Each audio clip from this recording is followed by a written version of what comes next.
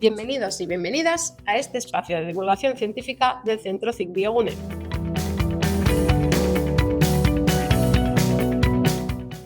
El hígado es uno de los órganos más versátiles de nuestro cuerpo. Regula el metabolismo, depura sustancias y participa en cientos de procesos esenciales para mantenernos con vida. Sin embargo, su equilibrio es más frágil de lo que parece. Durante décadas, el alcohol y las infecciones virales se consideraron las principales causas del cáncer de hígado.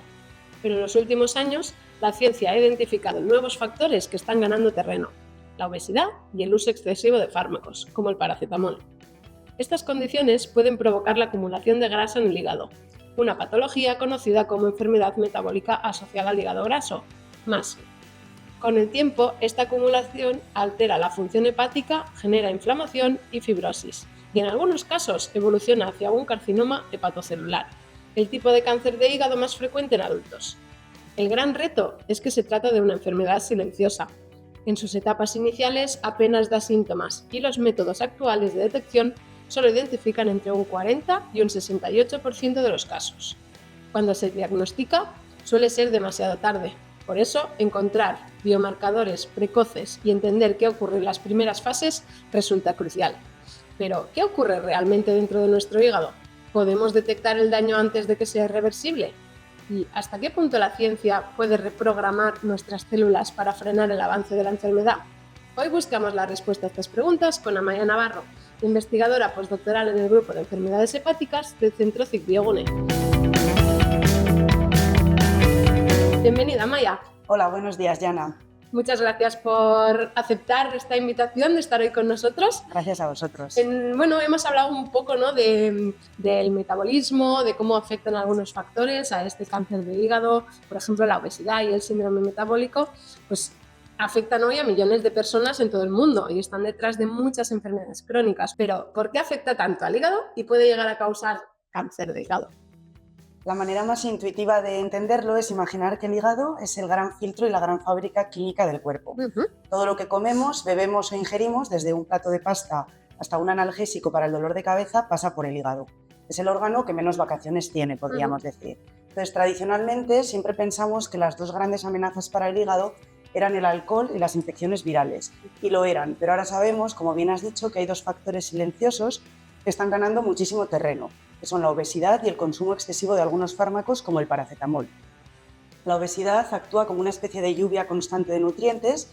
El hígado recibe más grasa y azúcar de la que puede procesar. Y los fármacos, por otro lado, pasan por todas las enzimas hepáticas para ser detoxificados. El problema es que algunas de estas moléculas, y el paracetamol es un ejemplo muy claro de ello, generan compuestos tóxicos intermedios que, si se acumulan, pueden producir daño hepático agudo o crónico. Cuando este estrés metabólico y químico se mantiene durante años, el hígado entra en un estado de inflamación crónica, y la inflamación sostenida es uno de los escenarios que más favorece la aparición de tumores. Las células viven en un entorno hostil, lleno de señales de estrés, lo que aumenta la probabilidad de mutaciones y de una reprogramación que las lleve hacia un perfil tumoral. Por eso, hoy hablamos del hepatocarcinoma, asociado a obesidad y a daño metabólico, que se está convirtiendo en una causa creciente de cáncer de hígado en el mundo.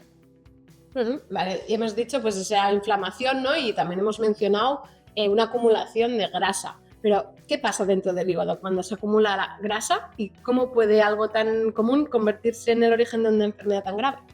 A mí me gusta decir que la acumulación de grasa en el hígado es un problema doméstico que con el tiempo puede transformarse en una especie de incendio biológico. Al principio, cuando hay un exceso de nutrientes, los hepatocitos, que son las células más abundantes del hígado, hacen lo que pueden, guardan la grasa en pequeñas gotitas dentro de la célula, como si almacenaran cajas de un envío que no ha sido recogido. Eso al principio no es malo, al revés, es protector. Pero si la situación persiste y las cajas, es decir, esas gotitas de grasa, empiezan a ocuparlo todo, la célula se satura y el metabolismo se vuelve ineficiente. Las mitocondrias, que son como las centrales energéticas de las células, trabajan peor y liberan radicales libres, que son unas moléculas muy reactivas que dañan las proteínas, los lípidos y el ADN. Y aquí aparece un concepto clave, que es la epigenética. La epigenética es, de una manera muy sencilla, el sistema de interruptores químicos que le dicen al ADN qué genes deben encenderse y cuáles deben apagarse. No cambian el ADN, pero cambia la forma en que lo leemos. Entonces, cuando el hígado está en un entorno de sobrecarga grasa, de inflamación y de tóxicos, esos interruptores empiezan a fallar. Los genes que deberían estar silenciados se activan y los genes que protegen a la célula dejan de funcionar. Es como si el manual de instrucciones del hígado se desordenara. Vale. Y ese desorden epigenético, junto con la inflamación y el estrés oxidativo, pueden empujar a algunas células hacia un comportamiento descontrolado, que es el primer paso hacia un tumor. Así que sí, algo tan aparentemente banal como acumular grasa puede, con el tiempo, convertirse en un origen de enfermedad muy grave. El mal funcionamiento por todos los lados. Y en vuestro grupo de investigación aquí en el centro, CicBioGune, estudiáis precisamente esos mecanismos, ¿no? ¿Y en qué consiste vuestro proyecto y cómo estáis investigando su papel en el cáncer de hígado asociado a la obesidad? En nuestro grupo en CicBioGune queremos responder a una pregunta muy concreta pero profundamente compleja. ¿Qué cambios tempranos metabólicos y epigenéticos indican que un hígado con exceso de grasa empieza a caminar hacia un tumor? Pues mi proyecto, que está apoyado por la beca AECC Talent Marie Curie, nace precisamente de ese reto. Durante los 6 años que pasé en Estados Unidos me especialicé en cómo los nutrientes pueden modificar la epigenética, es decir, cómo lo que comemos o los fármacos que metabolizamos pueden alterar la forma en que nuestras células leen su ADN. Ese puente entre metabolismo y regulación génica es fascinante porque permite entender la enfermedad en sus primeras fases, cuando todavía es reversible. Entonces, en nuestro laboratorio usamos modelos experimentales de obesidad y daño hepático y tecnologías muy avanzadas que nos permiten medir cómo cambia el metabolismo de las células hepáticas, qué modificaciones epigenéticas aparecen y cómo estas alteraciones afectan a la expresión de genes relacionados con inflamación, fibrosis y cáncer. La idea es crear una especie de mapa molecular de cómo va cambiando el hígado desde la esteatosis simple, es decir, la acumulación de grasa, hasta el carcinoma. Si identificamos señales tempranas, como moléculas en sangre, patrones de cromatina o metabolitos específicos, podremos transformarlas en biomarcadores de diagnóstico precoz. Es decir, para que se entienda un poquito lo que yo he entendido, ¿no? Es decir, vosotros estáis estudiando en esa fase inicial en la que cómo ver esos hábitos de vida o ese metabolismo propio puede ir cambiando antes de que le podamos llamar ya enfermedad y, como decíamos, como es silenciosa, antes de que haya unos síntomas que ya sea irreversible, ¿no? Eso es. Y pensando ya un poco en el futuro, ¿no? ¿Crees que este tipo de investigaciones podrían ayudarnos a detectar el cáncer de hígado antes o incluso a prevenirlo? Sin duda, y de hecho esa es la razón por la que me dedico a esto. Mi sueño, y creo que el de cualquier persona que trabaja en cáncer, es adelantarnos a la enfermedad. Hoy en día los métodos de detección del cáncer de hígado identifican solo entre un 40 y un 68% de los casos. Es decir, nos estamos dejando más de la mitad de los pacientes. Y además, cuando los diagnosticamos, en muchos casos ya es demasiado tarde. Si logramos entender qué cambios metabólicos o epigenéticos aparecen años antes del tumor, podremos diseñar herramientas que actúen como una especie de alerta temprana. Algo tan sencillo como un análisis de sangre que nos diga: este hígado empieza a desviarse de su estado normal. Pero además de detectar, comprender estos mecanismos también abre la puerta a prevenir. Si sabemos qué vías están alteradas, podemos intervenir antes, ajustando el metabolismo o desarrollando fármacos que corrijan la epigenética desregulada, o incluso personalizando pautas de estilo de vida para personas con riesgo alto. Muy importante también, ¿no? Eso es, la prevención, eso es.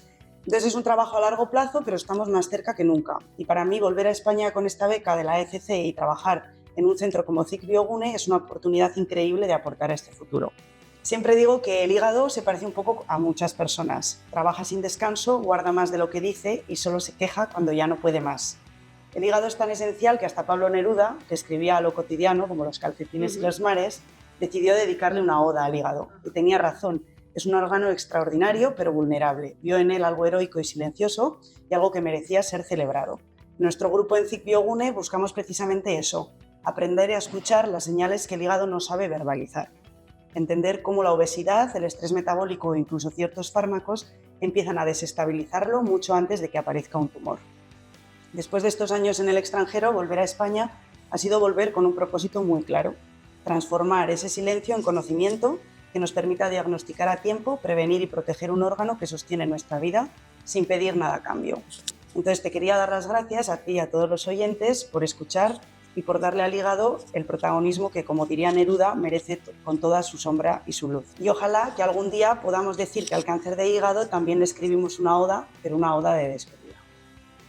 Muchísimas gracias, Amaya, por compartir no solo todos los avances que nos has contado con nosotros, pero también esta gran conclusión final. Y también a todos ustedes, gracias por acompañarnos en este episodio.